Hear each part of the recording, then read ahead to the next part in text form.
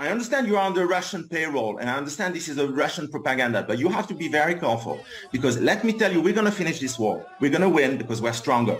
After this, Russia will pay the price. Believe me, Russia will pay the price. Russia is supporting the enemies of Israel. Russia is supporting Nazi people who want to commit genocide on us, and just Russia will pay the price. Russia also. Now listen to me very carefully. We are going to finish with these Nazis. We're going to win this war. It's going to take the time it's going to take, but we're going to win this war. Afterwards, we're not forgetting what you are doing. We're not forgetting. We will come. We will make sure that Ukraine wins. We will make sure that you pay the price for what you have done. You as Russia, and you and as all the enemies of Israel, and you as all the people who are now making everything they can to support genocide of the Jews in Israel. We are not forgetting. We are not forgetting. Remember. This is Habakkuk 2:16. Thou art filled with shame for glory. Drink thou also, and let thy foreskin be uncovered. The cup of Yahawah's right hand shall be turned unto thee, and shameful spewing shall be on thy glory. Shalom, Kahala Yahawah Ba'Shem Yahshai, Ba'Shem Qadash. Double honors my teachers, the apostles and elders of Israel. Peace and mercy to the elect, who the house of David will be born again in this generation.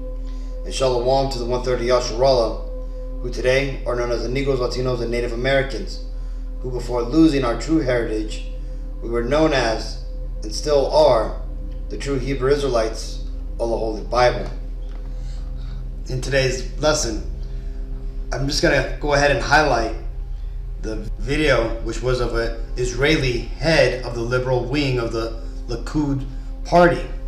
All right, and this guy, he basically broke character. You see, the Israelis, they like to play the victims. You see, this is how they're able to maintain their dominance through obscurity. And that's because, you see, the true identity of these Israelis is that they are not of the land of Israel at all, right? They are, in fact, the enemies of the Israelites, right? The true Israelites are, in fact, the Negro, Latino, Native Americans, and anybody whose father's lineage goes back to that bloodline. These Israelis come from the Amalekites, which are the top tribe of the nation of Edom, the Edomites being the at-large Caucasian race in the world today that run everything, that rule everything, and that for the most part own pretty much everything. Now, like I said, these Amalekites, part of their power comes in secrecy and also playing a humble and powerless role, right? They are professional victims, so much so that it's become a mime that whenever they're being persecuted, it's themselves who are doing it. And there's been many cases showing where you'll hear about a swastika being spray painted on a synagogue or on a college student's dorm room, and it turns out that the rabbi did it or the college student themselves did it. See, this is because these people have to play the victim to gain power. There's Ecclesiasticus 12:11. Though he humble himself and go crouching, yet take good heed and beware of him. And thou shalt be unto him as if thou hast wiped the looking glass, and thou shalt know that his rust hath not been altogether wiped away. And you see, when things like this happen, right, when there's small breaking of the character, when one of these small hatters get upset, it shows the world through their false facade who they really are. When they come out and they talk about that they run everything, and you know that they run the world, that you know they're the Jews and stuff, and when in fact they're not.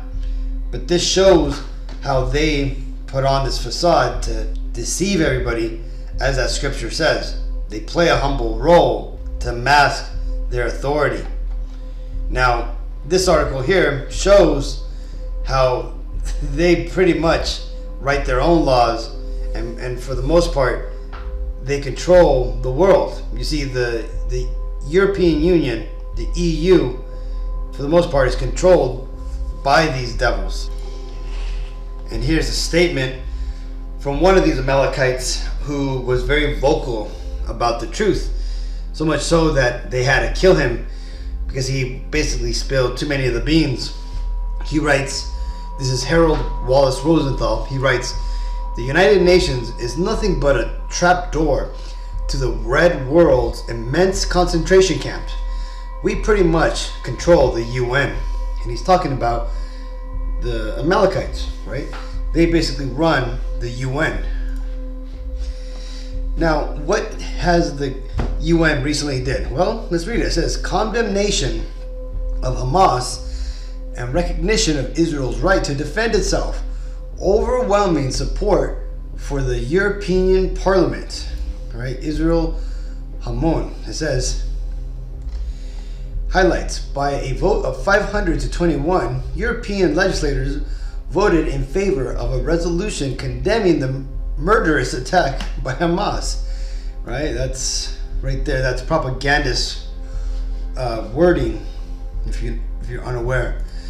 The approved version condemns in the strongest possible terms Hamas' vicious terrorist campaign against Israel and expresses support for the state and its people. In addition, European lawmakers demand the immediate and unconditional release of all abductees by Hamas and the return of the bodies of the abductees who died. The European Parliament also reminds that the seizure of hostages is a violation of international law and constitutes a war crime. So, and that's pretty much it. But this right here shows you, man, that these devils, that they write their own laws and they pretty much do what they need to do to push their own narratives. And why is that? Well, because you see, the EU, along with America, along with Israel, is the beast that is spoken about in Revelations, right? This is the fifth beast described in Daniel's vision in Daniel's 2 and 7. Now, this is why you're seeing all of these nations coming together, because they are one group. Even though they come up with many countries, they're ultimately controlled by the Edomite heads that run it, that being Amalek and all the other Edomites that control the EU, even though they got token people of color in certain positions of power or authority within the EU organization. Okay, the Edomites are the ones who control the EU Parliament. This is Psalms 10 and 5. His ways are always grievous. His judgments are far above out of his sight. As for all of his enemies, he puffeth at them. And that's what these devils do. Right? They come out and they decree unrighteous decrees, and they make their ways go forward regardless of how unfair and wicked they are. And what we're about to watch here is this Egyptian comedian news guy. His name's Basim Youssef, and he kind of runs like a satirical comedy show, kind of like Jon Stewart used to do with The Daily Show, but this guy does it for the Egyptians. Well, he was on Piers Morgan's site, and he pretty much explained how the rest of the world sees these Edomites and what they're doing. And notice Piers Morgan is there trying to stick up for the Amalekites because that's his boss. So let's go and listen to what this man says. I want to understand what is the logic of Israel carpet bombing Gaza. I mean, if there's a logic, if it is a good, if this will make Israel safe, I want to hear the logic. So if they continue bombing, what are they hoping to achieve? Well, I think we know what their stated aim is. Their stated aim is to eradicate and wipe out Hamas.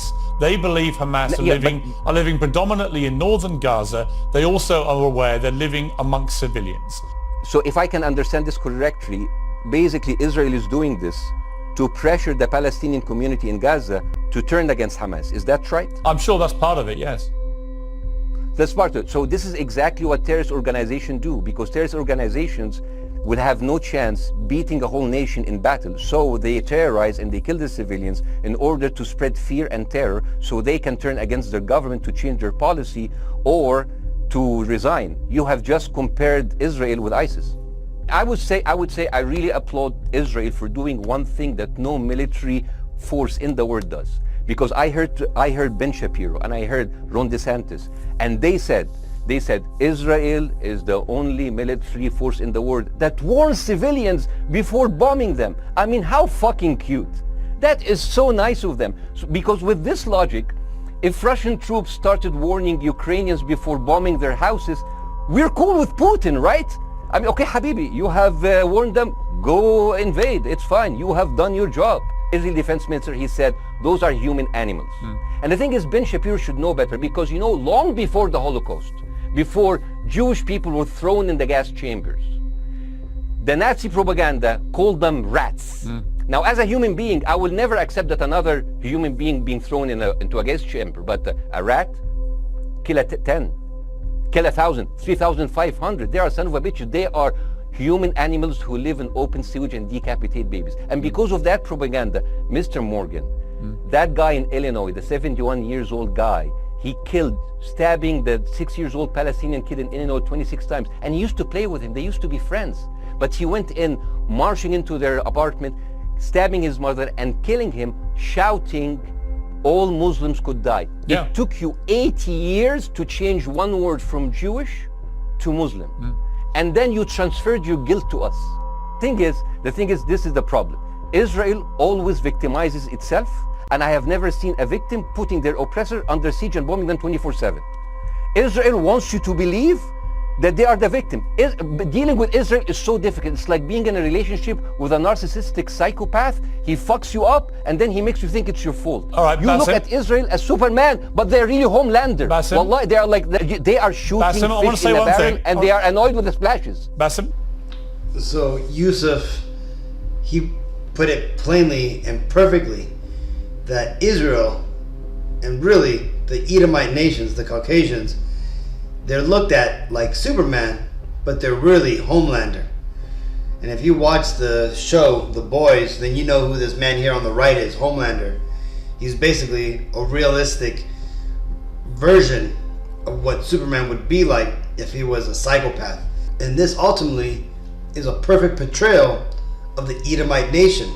They go around and they push this hero-like image of them. Hence, when they came in power around the 1200s to the 1400s, they did this big campaign to repaint and reimagine the world powers, right? Hence the Renaissance, where they painted themselves as the judges of the world, the rulers, the gods, the angels. Well, fast forward to now, when they can no longer hide all the lies they've done, we've now have learned that these are the devils that have been causing the world to be as messed up as it is. And hence, they've been revealed to be the Homelanders and not the Supermans that they've made themselves out to be. This is Proverbs 26 and 26. Though whose hatred is covered by deceit, his wickedness shall be showed before the whole congregation. And that's ultimately what that Egyptian comedian did. He showed the world through comedy and through satire, how preposterous and how wicked Edom's agenda is on the rest of the nations. This is Numbers 24 and 20. And when he looked on Amalek, he took up his parable and said, Amalek was the first of the nations, but his latter end shall be that he perish forever. And that's the end of these devils. That's the story of these Edomites. Because again, not only is it going to be the Amalekites, the so-called Jewish people, that are going to go into captivity and then eventually go extinct, but it's the entire Edomite nations. You see, they've been allowed to rule the world in its last stage before the Lord comes back. And this has been allowed to show the world what it's like when wickedness is allowed to go unchecked and grow fully, right? The world is now going to see great amounts of atrocity and wickedness in these last days. And again, we haven't seen the worst of it. There's still going to be a lot more wickedness that's on the horizon. And I know it's crazy. When I first got into this, I was always shocked about how wicked things just kept progressing. But I've learned that you can't put anything past these devils, that these devils are going to surpass themselves in wickedness. And this is just their character, because again, this is something that's been prophesied in the Bible to happen, that wickedness will fully grow up by the time that the Lord returns. So I just wanted to share this video, Akim. Hopefully it was edifying. Until next time, I want to give all honor, glory, and praises to Yahawah B'Shem Yahawashi, B'Shem Qadash. Shalom.